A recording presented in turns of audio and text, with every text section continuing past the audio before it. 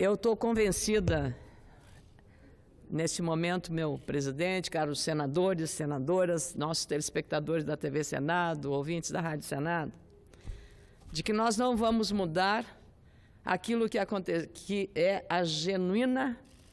o genuíno DNA de um partido político. O que nós vimos na eleição, na campanha da reeleição em 2014, quando a ex-presidente candidata à reeleição, Dilma Rousseff, disse: faremos o diabo para ganhar a eleição. Fizeram e ganharam. Em 2018, agora, o PT está exatamente igual. Não mudou nada. Vai fazer tudo, inclusive o diabo, para ganhar esse segundo turno. Não mudou nada.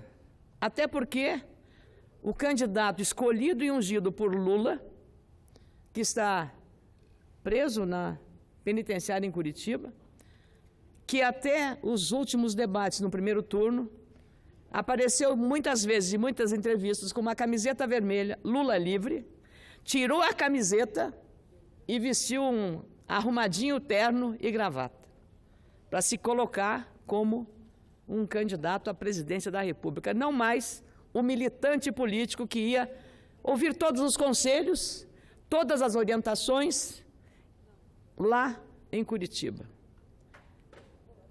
Como agora o discurso é outro, e aí me valho de uma preciosa referência de um grande, o chanceler de ferro da Alemanha, no século XIX, Otto von Bismarck, e que foi mencionado pelo meu amigo, que eu respeito muito, Antônio Delfim Neto, num artigo escrito pela Folha de São Paulo no dia 26 do mês de setembro, em que ele abre a frase desse artigo dizendo e lembrando o grande, nobre e grande chanceler e diplomata alemão do século XIX, Otto von Bismarck, que disse o seguinte: o grande Bismarck, com a sua sabedoria animal, afirmou que nunca se mente tanto depois de uma caçada, depois de uma guerra ou antes de uma eleição.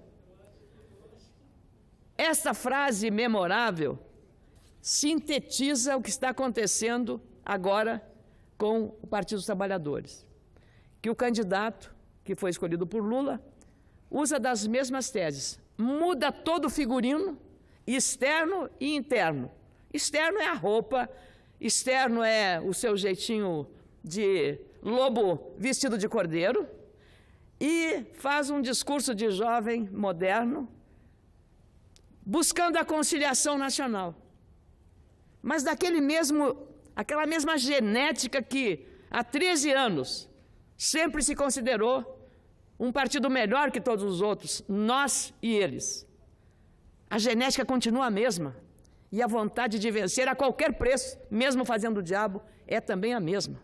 Eles esconderam o Lula. Ninguém mais vai lá ver o Lula. Por quê? Porque o Lula disse que não é para ir lá. O Lula está mandando tudo. Vai ser ele, se chegar à presidência, quem vai comandar o país. Já estavam até circulando que se Dilma ganhar, seria presidente do Senado. Ela não chegou nem terceiro, quarto lugar em Minas Gerais. Porque não foi só o impeachment aqui que ela submeteu o seu julgamento. O impeachment foi aqui dentro da Constituição, da regra constitucional, que nós estamos aqui combatendo pelo crime cometido. E também pelos erros políticos cometidos, crime de responsabilidade. Agora, o julgamento foi do povo de Minas Gerais. E esse é o julgamento maior que temos, que é o julgamento das urnas, é o julgamento da liberdade, e é o julgamento da verdade. E olha, dizem o que a gente lê, que foi a mais cara campanha eleitoral do Partido dos Trabalhadores e de todas elas. Talvez fugindo da regra até do financiamento público de campanha. Porque dinheiro o partido teve e sempre terá para financiar as suas campanhas. E agora nós estão escondendo o Dirceu, que andou declarando que, se assumir o poder, vão entrar valendo, vão assumir com mão de ferro. Vem com a faca nos dentes. E o próprio candidato disse numa entrevista, que uma das primeiras iniciativas seria levar o Lula para sua posse no Palácio do Planalto. Ele não pode fazer isso sem autorização do Poder Judiciário. E se ele se arvora desse direito, está suprimindo o sistema constitucional brasileiro, está desafiando a justiça. Mas agora não. Não vai mais em Curitiba. Já está se mostrando um outro candidato, buscando as igrejas, buscando os evangélicos, buscando os padres, as lideranças religiosas, buscando o diálogo, que nunca tiveram. E dizendo e não reconhecendo os graves erros que cometeram de 13 milhões de desempregados. Arrasando a economia brasileira. Por que aqui tivemos que votar a PEC do teto? Porque tivemos gosto de votar a PEC do teto? Não.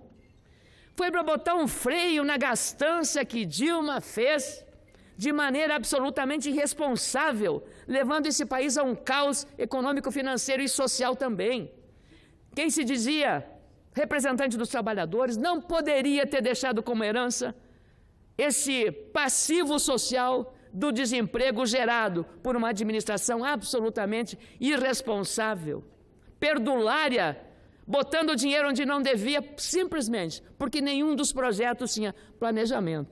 E aqui, agora, eles não podem esconder a verdade, porque quem mais conhece o Partido dos Trabalhadores é um dos seus fundadores, um dos braços direitos de Lula e de Dilma, ninguém mais, ninguém menos do que Antônio Palocci, que entregou ao Poder Judiciário, às autoridades, dizendo, como está escrito na coluna da Mônica Bergamo de hoje, Antônio Palocci disse às autoridades de Brasília que a descoberta do pré-sal foi encarada como um bilhete premiado para o governo Lula. O delírio do pré-sal, escreveu ela, passou a permear as ações do governo, ações do Congresso Nacional, ações de governadores e prefeitos pelos royalties, em cima de um dinheiro que estava a 7.000 metros de profundidade, disse ele, segundo o relatório da Polícia Federal. Os documentos estão na apelação do ex-ministro envolvendo crimes de corrupção e lavagem de dinheiro envolvendo sondas da Petrobras, o chamado Petrolão, e perderam o sigilo nesta quarta-feira. O ex-ministro Palocci, que conhece profundamente as entranhas do Partido dos Trabalhadores, que quer voltar ao poder, fazendo o diabo para ganhar as eleições, como disse Dilma, os contratos gerariam 25 bilhões de reais, que poderiam ser foco para propinas para o partido. Segundo ele, o montante representaria o financiamento de 4 ou 5 campanhas para presidente. Mais ainda, o Antagonista, que é um site muito hoje seguido pelo grau de boas informações que tem, o Antagonista publica hoje aquilo que a defesa de Palocci encaminhou ao Ministério Público exatamente para fundamentar o benefício da colaboração ou delação premiada do ponto de vista do seu instituto. Para ter esses benefícios, ele tem que ter as provas materiais, não só as provas testemunhais ou verbais. E ele, nessa série de documentos aqui, olha, 1, 2, 3 páginas aqui, estão todas elas, 4 páginas, publicadas hoje pelo Antagonista, mostrando tudo que Palocci tem na mão como prova material para mostrar ao Ministério Público e ao Poder Judiciário tudo que foi feito nesse sistema do Petrolão que resultou na Lava Jato. Mas o que eu mais temo, presidente, o que eu mais temo, por ter aqui acompanhado todo o desenvolvimento daquilo que o Brasil e o mundo enxergaram o nosso país de maneira diferente. Nós somos vistos no mundo lá fora, o país da corrupção. A ficção, as novelas, os filmes americanos,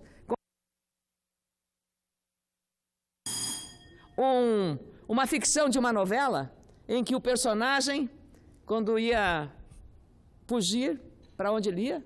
Para o Rio de Janeiro. Nós éramos o paraíso da corrupção. A Lava Jato veio aos poucos mudar este conceito. E da forma como este partido quer chegar ao poder, tirando Lula da cadeia à força, o Ministério Público vai sofrer as consequências, porque todos estão dizendo que esse julgamento, e Palocci está trazendo as provas, que esse julgamento é um golpe contra Lula. quando eles vão se dar conta da realidade, quando eles vão encarar a verdade dos fatos, do que aconteceu com o Mensalão, com o Petrolão. No Mensalão, o Lula tinha o efeito Tefal, nada pegava. Ele era um líder carismático e fazia muitas políticas sociais, e aí, o que acontecia? Nada pegava, nada. Nem aquilo que o Duda Mendonça, o publicitário da campanha, disse do dinheiro que mandou para o exterior, Caixa 2, nada pegava. Agora, continuam mantendo o mesmo mantra, a mesma narrativa, dizendo a mesma coisa, a mesma mentira. Lula não é culpado. Lula é vítima. Ele é vítima de um golpe. Qual o golpe? Se Palocci está mostrando agora as entranhas de uma dura verdade. Será que em algum momento o PT vai reconhecer os erros que praticou? Mas se ele não fez até agora, não o fará agora, em período eleitoral, que precisa convencer o eleitorado brasileiro que mudou. Mas o PT continua o mesmo. É um lobo em pele de cordeiro. Essa vai ser a disputa nesse segundo turno. Vamos ver como o eleitorado vai entender.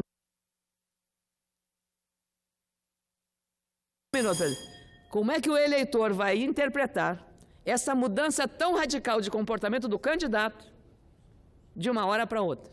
Simplesmente para conquistar a confiança do eleitorado brasileiro. Mas o eleitorado brasileiro, no dia 7 de outubro, mostrou claramente que está disposto a mudar o país, a reafirmar o combate à corrupção, reafirmar a valorização da Lava Jato e das suas instituições. Felizmente, isso é uma disputa, e que essa disputa seja o reflexo da verdade do povo brasileiro. Mas não vamos mais aguentar mentiras caladas. Muito obrigado, presidente.